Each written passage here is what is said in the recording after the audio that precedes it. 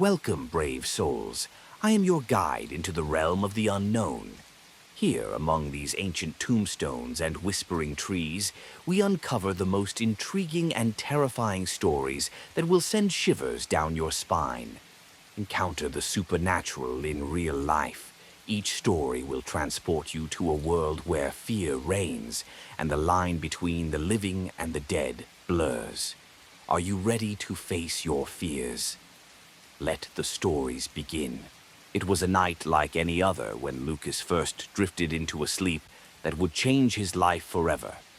At 17, he was just an ordinary teenager, living in a quiet suburb, his life revolving around school, friends, and the occasional rebellion against the mundane. But that night, as his eyes fluttered shut and he surrendered to slumber, his world turned into something far more sinister. The dream began in the familiar halls of his high school, but this wasn't the school he knew by day. The fluorescent lights were gone, replaced by a suffocating darkness that swallowed everything except for the weak glow of a small lighter in his hand. The flame flickered, casting eerie shadows that danced along the walls, making the familiar seem alien and terrifying. The school was empty. The usual buzz of students and teachers was replaced by an oppressive silence, broken only by the distant echo of his footsteps on the cold linoleum floor. Lucas moved cautiously, his breath coming in short, shallow gasps. He could feel it in his bones. Something was wrong. Something was terribly wrong. As he turned a corner, the lighter's light caught movement at the end of the hallway. Squinting, Lucas saw them, his teachers. But they weren't the teachers he knew. Their faces were twisted into grotesque masks of malevolence, their eyes glowing with an unnatural light. They moved in jerky, unnatural motions, as if their limbs were being controlled by some unseen puppeteer. "Mr. Donovan," Lucas called out, his voice trembling. Mr. Donovan, his history teacher, was the closest figure, his back turned. But when the teacher turned around, Lucas recoiled in horror. Mr. Donovan's face was a mask of rotting flesh, his eyes sunken, and his mouth twisted into a ghastly grin. His clothes were drenched in blood, and in his hand he held a rusted cleaver, the blade stained with dark, coagulated blood. Lucas stumbled back, his heart racing. The lighter's flame flickered, threatening to go out, leaving him in complete darkness. He turned to run, but the sound of footsteps behind him made him freeze. He glanced back and saw more of his teachers emerging from the shadows, their faces as twisted and decayed as Mr. Donovan's. They were all carrying weapons, knives, hammers, and other implements of torture. Panic surged through Lucas as he bolted down the hallway, the sound of their footsteps growing louder behind him. He could hear their labored breaths, their muttered whispers promising pain and death. But no matter how fast he ran, the hallway seemed to stretch on endlessly, twisting and turning in ways that defied logic. Suddenly, the hallway opened up into the school cafeteria. The large room was dimly lit by a single flickering bulb hanging from the ceiling.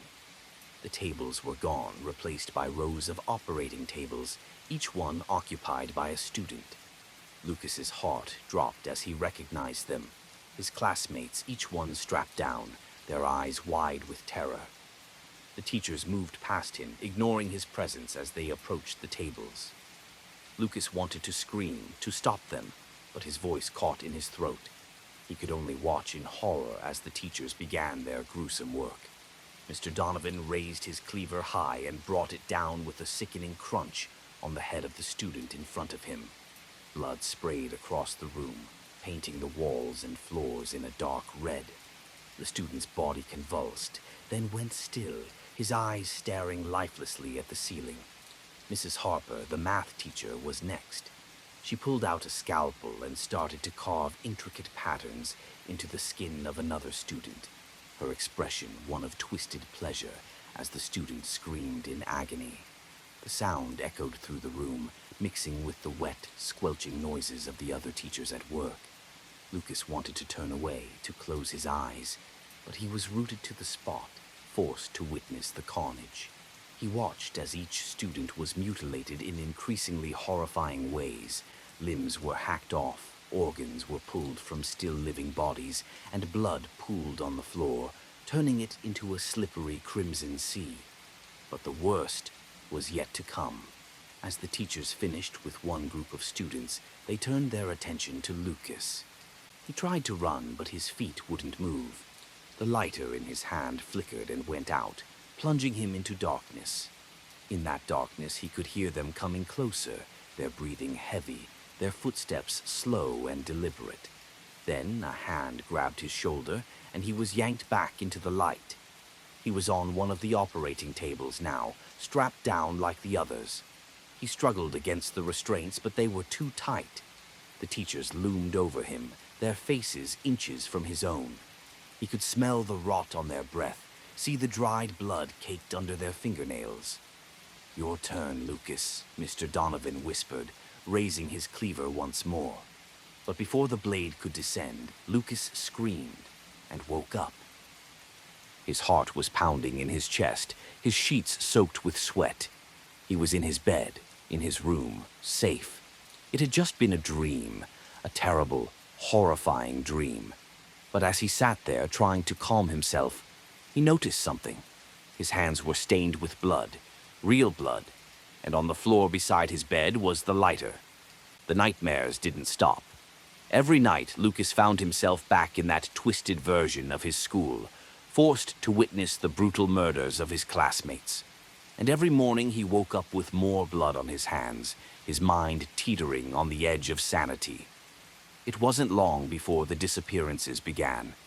One by one, Lucas's classmates started to vanish.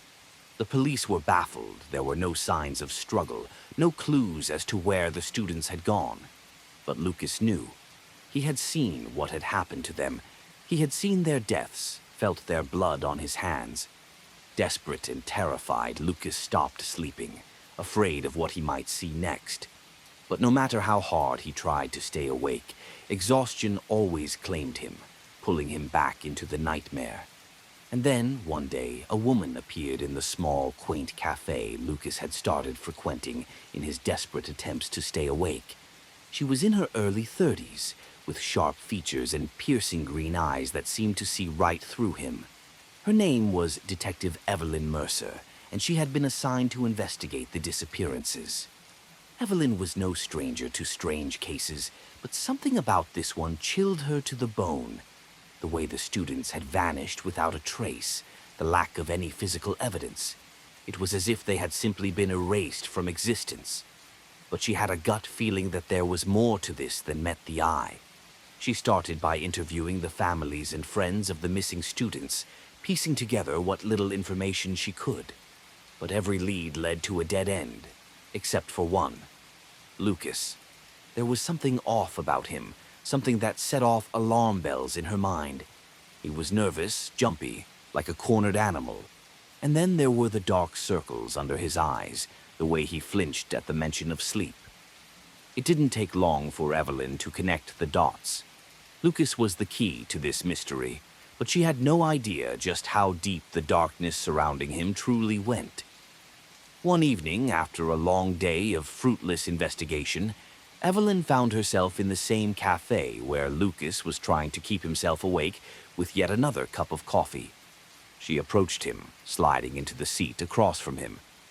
"You look like you've seen a ghost," she remarked, her tone casual but her eyes sharp. Lucas looked up at her, his eyes bloodshot and haunted. "More like a nightmare," he muttered. Evelyn leaned in closer, her voice dropping to a whisper. "Tell me about it. Maybe I can help." Lucas hesitated, but something in her gaze compelled him to speak. He told her everything, the dreams, the murders, the blood.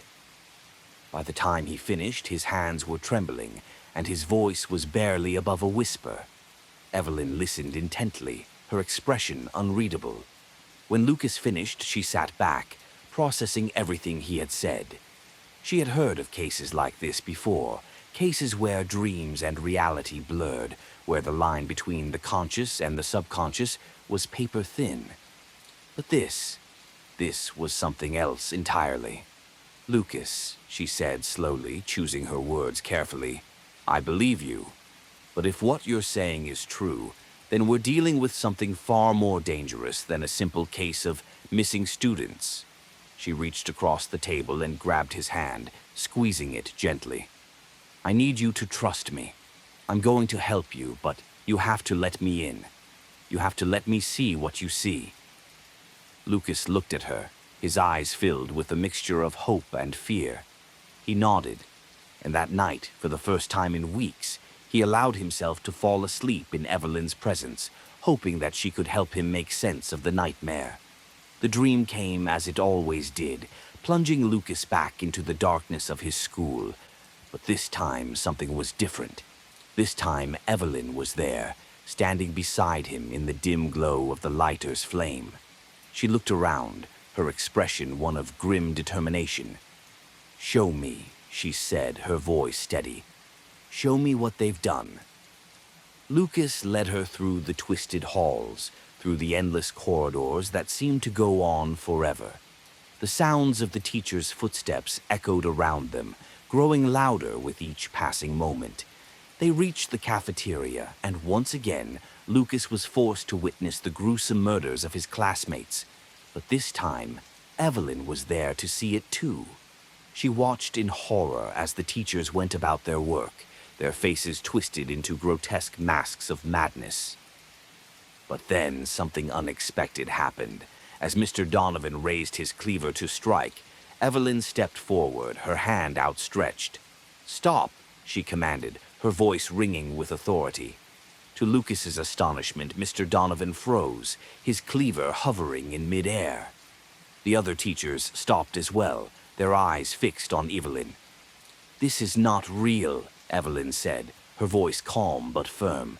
"This is a dream, a nightmare. You have no power here." For a moment, the teachers hesitated, as if unsure of what to do. But then, slowly, they began to retreat, their faces contorting with rage. The cafeteria faded, and the darkness closed in around them. Lucas awoke with a start, his heart pounding in his chest. But this time, he wasn't alone. Evelyn was there, sitting beside him, her hand still holding his. "It's over," she said softly. "You're safe now." But even as she said the words, a nagging doubt gnawed at the back of her mind. She had seen too much, experienced too much to believe that it was truly over. The darkness that had haunted Lucas was ancient and powerful, and it would not be banished so easily. In the days that followed, the nightmare seemed to subside. Lucas was able to sleep without fear, and the disappearances stopped. But Evelyn knew better than to let her guard down. She continued to investigate, digging deeper into the history of the school, searching for any clue that might explain the horrors she had witnessed. And then, one night, as she was going through old records in the school's basement, she found it. A dusty, forgotten file, buried deep within a filing cabinet. It was a record of a teacher who had once worked at the school, a man named Edgar Donovan. According to the file, Donovan had been a brilliant but troubled man, obsessed with the occult and the dark arts. He had been fired after several students went missing under mysterious circumstances, but he had never been found. Rumor had it that he had died in a ritual gone wrong, his spirit bound to the school, cursed to forever haunt its halls. Evelyn's blood ran cold as she read the file.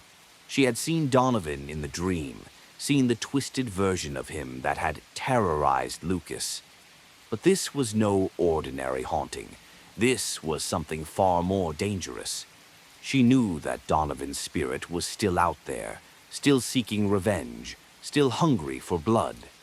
And as long as it remained, the nightmare would never truly be over. Evelyn made a decision that night.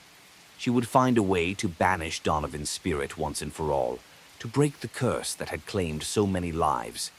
But she knew that it would not be easy. Donovan was powerful, and his darkness ran deep. But Evelyn was determined. She had faced monsters before, both human and supernatural, and she had never backed down. She would find a way to end this, to save Lucas and anyone else who might fall victim to the nightmare. And so, with a heavy heart and a steely resolve, she prepared herself for the battle to come. She knew that it would be a fight to the death, but she was ready. She would not rest until Donovan's spirit was banished, until the nightmare was finally, truly over. But even as she prepared for the final confrontation, a new thought crept into her mind, a thought that chilled her to the core. What if Donovan wasn't the only one? What if there were others, other spirits, other dark forces lurking in the shadows, waiting for their chance to strike? As the thought took root, Evelyn realized the terrifying truth. This was only the beginning. The darkness that had claimed the school was just one piece of a much larger puzzle, one that spanned generations and crossed into realms she could barely comprehend. But Evelyn was not afraid.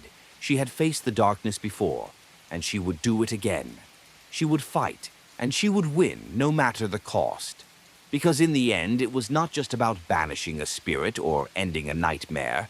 It was about saving lives, about protecting the innocent from the horrors that lurked in the shadows.